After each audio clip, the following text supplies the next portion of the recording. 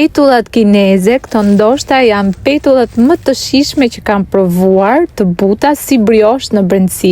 Na duhen 500 gram miell, 8 gram krip, 4 gram sodë buke, 8 gram fryrë skeku, 8 gram sheqer, nuk janë të ëmbla, por e kanë edhe sheqerin, 280 gram ujë, e bashkojmë me 20 gram vaj ulliri, një vezë, i rrahim të gjitha së bashku sa formohet një masë homogjene, bashkojmë me brumin dhe karakteristike është që brumin nuk duhet ngjeshur pasi formon gluten.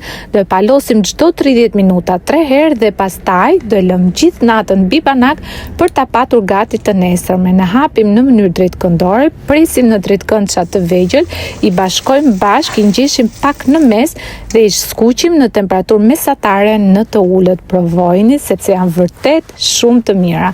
Ju bëf të mirë nëse i provoni dhe mos harroni të bëni follow faqen time për receta të reja.